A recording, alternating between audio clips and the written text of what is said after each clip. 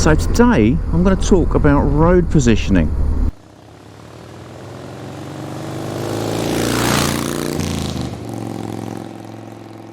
Hello there and welcome. Now, I have spoken about road positioning specifically in relation to bends, roundabouts and junctions in my previous videos, so I'm not going to go into detail to reaffirm all that stuff. I just want to talk more generally today about road positioning, particularly for those of you who are about to do a CBT or who have just done a CBT and are likely to be doing your test training, or just riding around for 2 years on that CBT maybe. So road positioning is actually quite a big subject, and it does require you to have a good understanding of the risks on the road and the problems that you may face as a motorcyclist, and it can get confusing when you're new to biking. So let's just look at a few of the aspects that we need to consider. So anticipation of what may happen is very, very important, and we have a saying: you must not compromise your safety for any advantage or for any reason when it comes to road positioning. So road positioning is naturally a very important part of your ride, and when you look at the systems that we've spoken about before, the OSM PSL routine or the IPSCA, information, position, speed, gear, acceleration routine, the systems that we ride to for safety, they've both got position in them. It's such a fundamental part of your ride that it needs to be correct. We used to have a saying years ago: you should always be in the correct position, at the correct speed, in the correct gear, at the correct time. And that's a very simple thing to say, but it's not quite as easy to achieve. And the reason that road position comes before speed in both the systems is because you assess your road position to govern your safety. And the position that you have to occupy to keep yourself safe then determines the speed that you may travel at. So for example, on a left-hand bend, if I position tight left, I have less of a view and must go more slowly.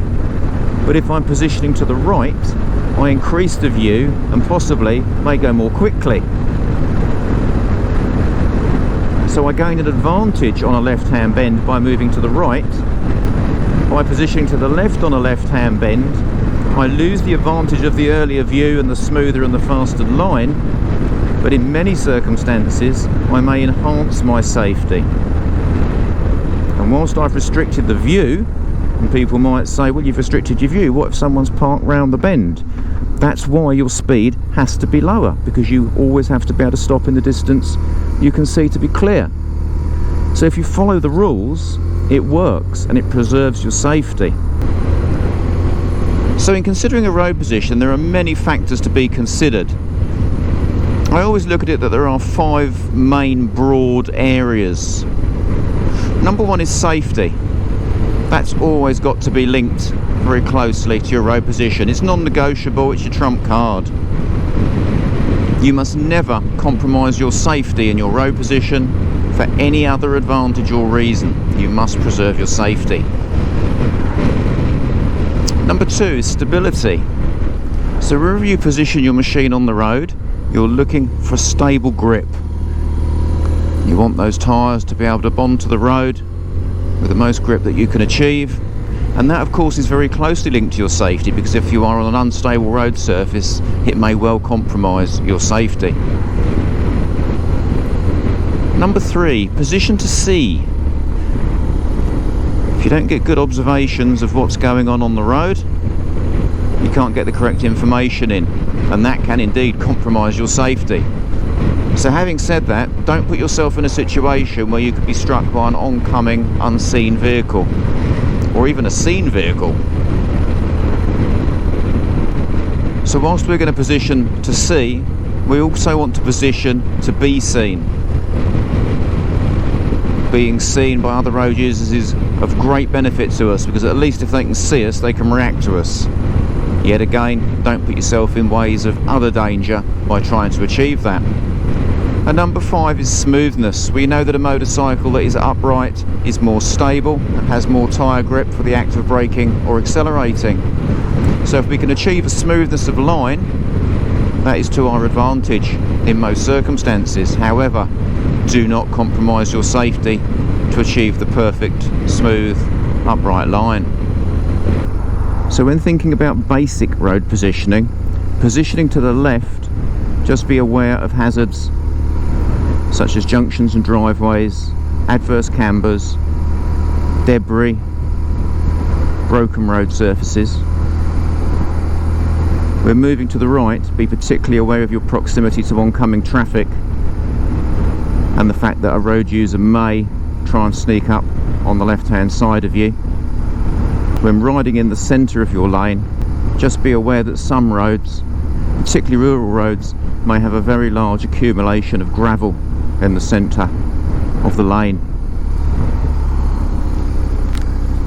and there may also be accumulations of oil. So one thing that we often talk about in training is a thing that we call a bubble of safety. Now, a bubble of safety is an imaginary bubble that you ride in, and that bubble touches hazards.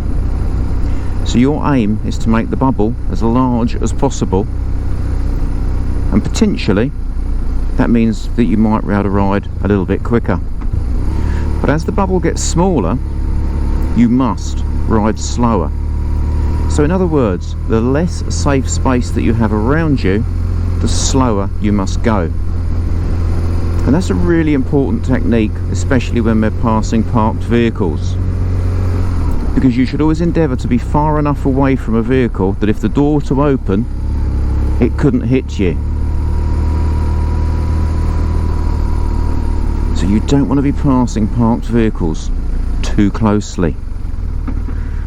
Now, there are some situations when traffic gets very, very dense that you do end up being a lot closer to a parked vehicle than maybe you'd like. And that's where the bubble of safety comes into its own, because we can position closer to vehicles, provided we are very slow. Therefore, we can react if the door were to start to open, and it will also give the opportunity to see in the vehicle. And if the vehicle is empty, then the door can't open. Now, when passing stationary large goods vehicles such as this one, we must give them plenty of room, because a lot of these large vehicles, the doors are quite high, and if they were to open and they were able to touch you, they would hit you on the head. They're perfect for head height, so give them plenty of room and keep yourself safe. So when positioning behind a vehicle in this way, where the traffic is stationary, don't get too close to it. If it breaks down or parks up, you may struggle to get past.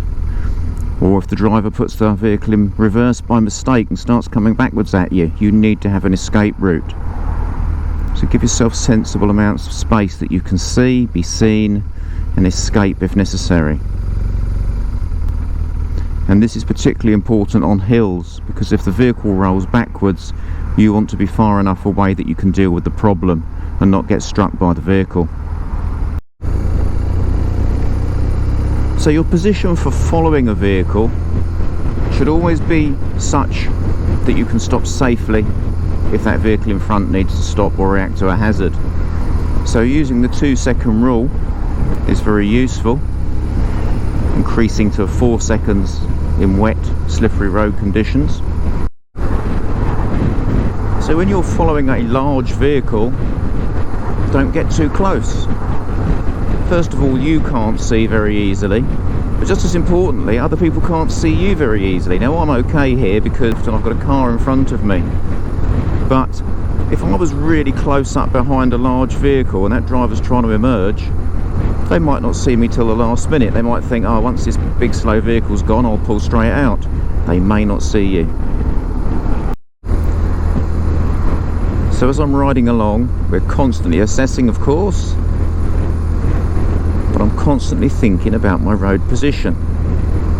I mean, today the road is dry, so I haven't got to worry too much about wet drain covers, but I have got drain covers there.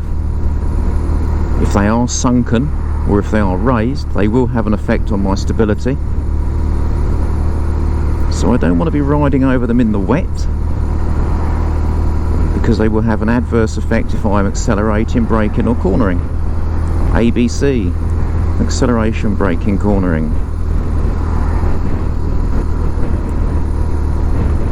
Wherever I see junctions, do I need to move away a little bit from that junction? Do I need to improve the safe space? Do I need to improve the visibility without compromising my safety in other areas? It's like here, I'm moving out because that white car needs to see me. Now, I was very close to the white line there, but I'd done mirror checks and there was no oncoming traffic. So if I choose to filter, if I have to be relatively close to the vehicles, I must be very, very slow. I want to give myself as much room as is sensible. So where we've got our own lane, dominate it. We don't want to be too far to the left or too far to the right, because there's always a possibility that someone will try and share that lane and push alongside you.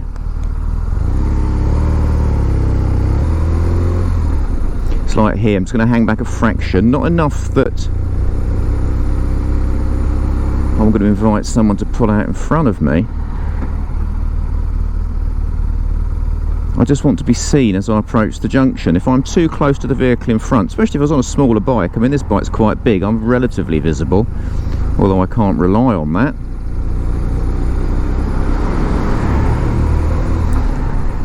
Especially if you're in dark clothing or you're blending in with your background with whatever you're wearing. I mean, high vis doesn't always mean you're going to be seen, of course. And on a smaller bike, it's very easy for you to be hidden behind the car in front or the van in front. So if you increase your distance, you get a slightly better chance of being seen, and you can see what's going on more clearly as well. So my road position here, got quite a wide lane. He's quite a long way to the left. Wasn't going to get really tight up behind him. Wasn't going to position immediately behind him.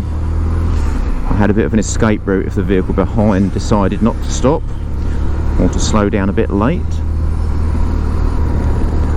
Be flexible in your approach to your road position based on what you can see, what you can't see, and what you can reasonably expect to happen.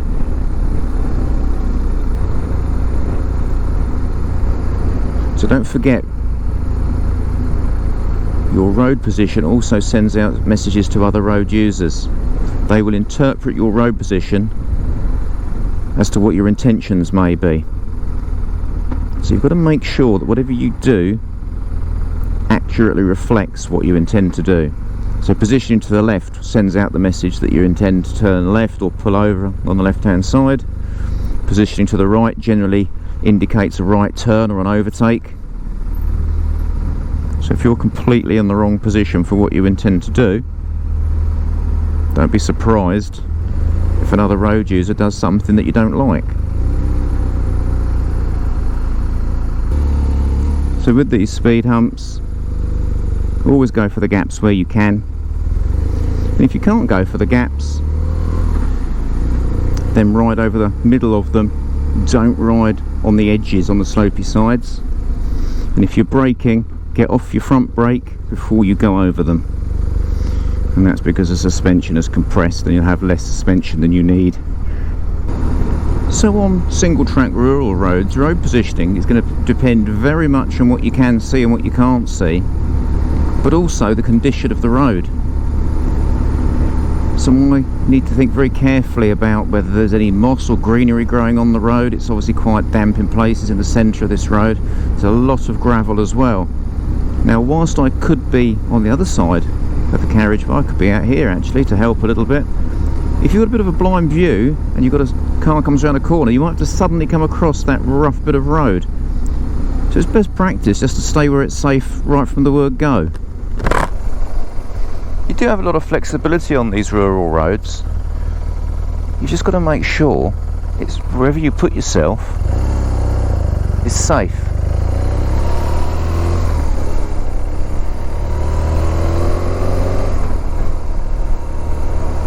Certainly at the moment, rural roads, the verges are very broken. You don't want to be losing traction by moving too far into the left. We don't want to be losing traction by putting the power on when we're on loads of gravel, or braking when we're on loads of gravel. So having considered the risk from other road users, you then have to consider the risk of your traction, your tyres, your grip.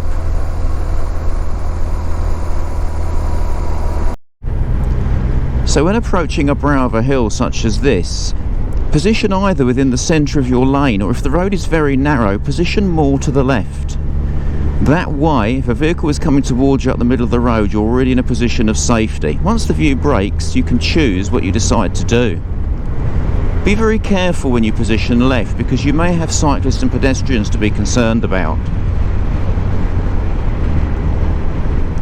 Some people would say if you position to the left on the brow of a hill, as you go over the brow, if there's a parked vehicle and obstruction, you may go into the back of it. Not if you're travelling at a speed so you can stop in the distance you can see to be clear, you won't.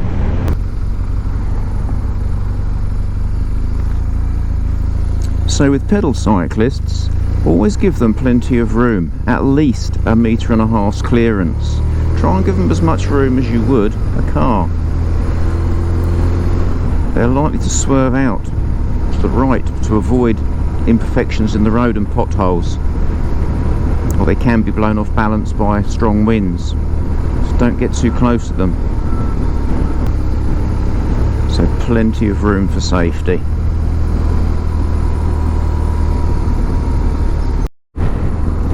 So whilst I've mentioned it in my bends video, I'm going to mention it again because I think it's a big area to be aware of. Left-hand bends, road positioning. I've seen it so many times because everyone's told, well, if you move out to the right you get a better view. It's not safe to do that on these tight left-hand bends, because if you put yourself out to the right and someone comes around that corner, you're going to get hit.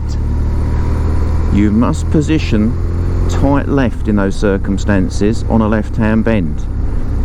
And I absolutely get that it does reduce your view,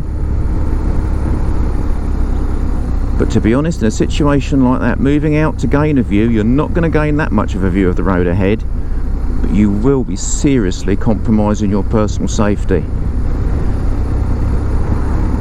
It comes from rumour of advanced training where it's misunderstood, misinterpreted.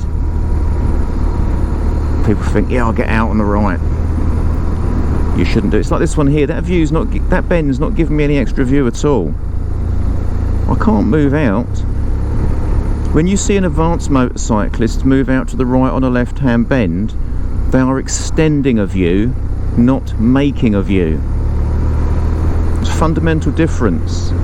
By extending a view, what you're saying is the view I have at the moment is sufficient for me to move out because I'm safe to move out and get a better look. Then if that view increases, we've got an advantage. If the view doesn't increase, we haven't. We move back on grounds of safety. We can never move out on a left-hand bend to the right to make a view. It's unsafe. So let's look at factors to consider when positioning towards the left. So generally speaking, when positioning to the left, we would say that's a safer thing to do. It's safer on right-hand bends, it's safe on blind left-hand bends. When positioning to the left, you must be aware that the road surface may camber away from you, and if that road surface is loose or broken, you can lose a bit of traction. Your steering isn't quite as effective on a camber that is adverse away from you. And the further you get to the left, the more chance you have got of that debris, broken road, broken verge.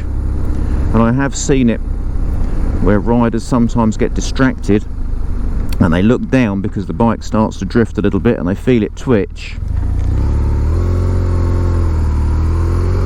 And then they end up coming off the road because they're right in the verge. Entrances to fields, private driveways. If you've tucked yourself into the left, you can't see and you can't be seen by vehicles potentially coming out of those areas. So a left position is often very, very, very useful. but you must be aware of the disadvantages. And we're moving to the right for any purpose. So as I've already said, on bends, an unseen oncoming vehicle, especially wide or badly placed on the road, could seriously reduce your bubble of safety. When turning right, if the road is narrow, yet again, oncoming vehicle, seriously reduce your bubble of safety. And if you position to the right and you start slowing down, then vehicles behind you may undertake you on the left hand side because they assume you're turning right. And if you're not, it's going to not be a good situation to be in. When I train, I like my students to be what I call a thinking rider. A thinking rider should be a safe rider because they're constantly evaluating, questioning, investigating what's going on. Their brain is active. They're thinking about risks. They're thinking about ways to avoid risks. And you have to be like that on a bike. You can't just ride around thinking about what you're doing when you get to work or what you're having for tea tonight. You've got to be thinking about riding your bike. That's why we love our bikes so much, I think, because you can just lose yourself in that act of riding. It's great. So we're coming to the end of our video now. This was just a short little insight into road positioning, just to raise some awareness really, and just to help you with your general day-to-day riding. Hopefully it's given you some ideas and some thoughts. And if you have just done your CBT, make sure you're not just trapped in one road position on the road. Be flexible in your approach. Take into account all circumstances. So until next time, ride safe and take care.